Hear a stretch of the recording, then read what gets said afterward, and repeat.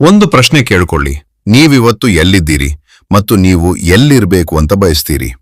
ಈ ಎರಡು ನಡುವಿನ ಅಂತರವೇ ನಮ್ಮ ಕನಸುಗಳು. ಹೌದು, ಇವತ್ತು ನಮ್ಮ ಪ್ರೆಸೆಂಟ್ ಸಿಚುವೇಶನ್ ಏನೇ ಇರಲಿ, ಭವಿಷ್ಯದಲ್ಲಿ ನಾವು ಹೇಗಿರಬೇಕು ಅನ್ನೋದು ನಾವು ಕಾಣುವ ಕನಸುಗಳ ಮೇಲೆ ಅವಲಂಬಿತವಾಗಿರ್ತದೆ.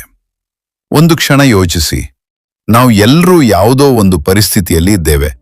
ಕೆಲವರಿಗೆ ಕಷ್ಟ, ಕೆಲವರಿಗೆ ಸಾಲ, ಕೆಲವರಿಗೆ ನಿರಾಶೆ, ಕೆಲವರಿಗೆ ಯಾರೂ ಬೆಂಬಲ ಕೊಡೋದಿಲ್ಲ.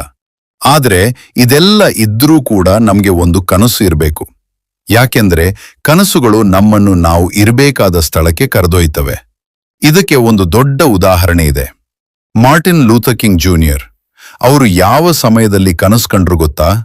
ವರ್ಣಭೇದ, ಜಗಳ, ಅನ್ಯಾಯ ತುಂಬಿದ ಸಮಯದಲ್ಲಿ.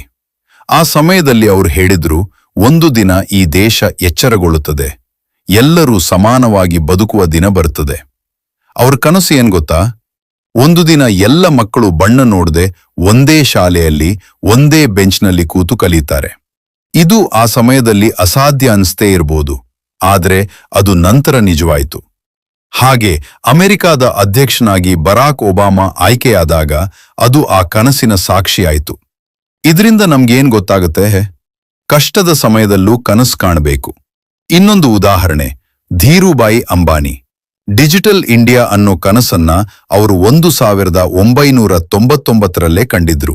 ಆ ಸಮಯದಲ್ಲಿ ಡಿಜಿಟಲ್ ಅನ್ನೋದು ನಮಗ್ ಗೊತ್ತೇ ಇರಲಿಲ್ಲ, ಆದ್ರೆ ಇವತ್ತು ಅದು ನಮ್ಮ ಜೀವನದ ಭಾಗವಾಗಿದೆ. ಹಾಗೆ ರತನ್ ಟಾಟಾ 1 ಲಕ್ಷ ರೂಪಾಯಿಗೆ ಕಾರ್ ಕೊಡಬೇಕು ಅನ್ನೋ ಕನಸು ಅದು ನ್ಯಾನೋ ಕಾರ್ ರೂಪದಲ್ಲಿ ನನ್ಸಾಯ್ತು. ಹಾಗೆ ಮಹಾತ್ಮ ಗಾಂಧಿ ಸ್ವಾತಂತ್ರ್ಯ ಇಲ್ಲದ ಸಮಯದಲ್ಲಿ ಸ್ವಾತಂತ್ರ್ಯದ ಕನಸು ಕಂಡ್ರು. ಹಾಗೆ ಎಪಿಜೆ ಅಬ್ದುಲ್ ಕಲಾಂ ಸೋರ್ಸ್ ಇಲ್ಲದ ಸಮಯದಲ್ಲಿ ಅಂತರಿಕ್ಷದ ಕನಸು ಕಂಡ್ರು. ಇವರಲ್ಲಿ ಒಂದೇ ಸಾಮ್ಯ ಇದೆ, ಅವರು ಸುಖದ ಸಮಯದಲ್ಲಿ ಕನಸು ಕಂಡಿಲ್ಲ, ಕಷ್ಟದ ಸಮಯದಲ್ಲೇ ಕನಸು ಕಂಡ್ರು. ಅವರು ಕನಸು ಕಂಡದ್ದಲ್ಲ, ಅದನ್ನು ನಂಬಿದ್ರು, ಕೆಲಸ ಮಾಡಿದ್ರು, ಸಾಧಿಸಿದ್ರು. ಇದೀಗ ಪ್ರಶ್ನೆ, ನಾವೇನ್ ಮಾಡ್ತಿದೀವಿ? ಪ್ರೆಸೆಂಟ್ ಸಿಚುವೇಶನ್ ನೋಡಿ ನಾವು ಕನಸು ಕಾಣೋದನ್ನ ಬಿಡ್ತಿದ್ದೀವಾ? ಇಲ್ಲ. ಇವತ್ತು ನಾವು ಯಾವ ಸ್ಥಿತಿಯಲ್ಲಿದ್ರೂ ನಾವು ಕನಸು ಕಾಣಬೇಕು. ಬಡತನ ಇದ್ರೆ, ಶ್ರೀಮಂತಿಕೆ ಇದ್ರೆ ಶ್ರೀಮಂತಿಕೆಯ ಕನಸು ಕಾಣಬೇಕು. ದುಃಖ ಇದ್ರೆ ಸುಖದ ಕನಸು ಕಾಣಬೇಕು. ರೋಗ ಇದ್ರೆ ಆರೋಗ್ಯದ ಕನಸು ಕಾಣಬೇಕು. ಯಾಕೆಂದ್ರೆ ಆ ಕನಸುಗಳೇ ನಮ್ಮನ್ನು ಅಲ್ಲಿಗೆ ಕರೆದೊಯ್ಯುತ್ತವೆ. ನಾವು ಯಾವಾಗ್ಲೂ ಕೇಳೋ ಪ್ರಶ್ನೆ, ನನಗೆ ಸಾಧ್ಯವೇ? ಆದ್ರೆ ನಾವು ಕೇಳಬೇಕಾದ ಪ್ರಶ್ನೆ, ನಾನು ಹೇಗೆ ಸಾಧಿಸಬಹುದು? ನಾವು ಏನನ್ನ ಕಲ್ಪಿಸ್ಕೊಳ್ತೇವೋ, ಏನನ್ನ ನಂಬುತ್ತೇವೋ ಅದನ್ನ ಸಾಧಿಸುವ ಶಕ್ತಿ ನಮ್ಮೊಳಗೇ ಇದೆ.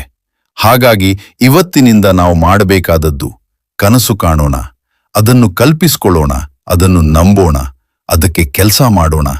ಅಡೆತಡೆಗಳು ಬಂದ್ರೂ ಫೋಕಸ್ ಬಿಡಬೇಡಿ. ಕೊನೆಯಲ್ಲಿ ನೆನಪಿರ್ಲಿ, ನೀವು ಎಲ್ಲಿದ್ದೀರಿ ಮತ್ತು ನೀವು ಎಲ್ಲಿರಬೇಕು ಅನ್ನೋದರ ನಡುವಿನ ದಾರಿ, ಅದೇ ನಿಮ್ಮ ಕನಸುಗಳು.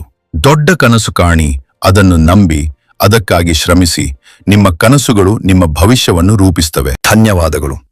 ಪಾಸಿಟಿವ್ ಲೈಫ್ ನಾಲೆಡ್ಜ್ 333 ಚಾನೆಲ್ನ ವಿಡಿಯೋಸ್ ಇಷ್ಟವಾಗಿದ್ದರೆ ಲೈಕ್ ಮಾಡಿ, ಸಬ್ಸ್ಕ್ರೈಬ್ ಮಾಡಿ, ನಿಮ್ಮ ಸ್ನೇಹಿತರಿಗೆ ಶೇರ್ ಮಾಡಿ. ಧನ್ಯವಾದಗಳು.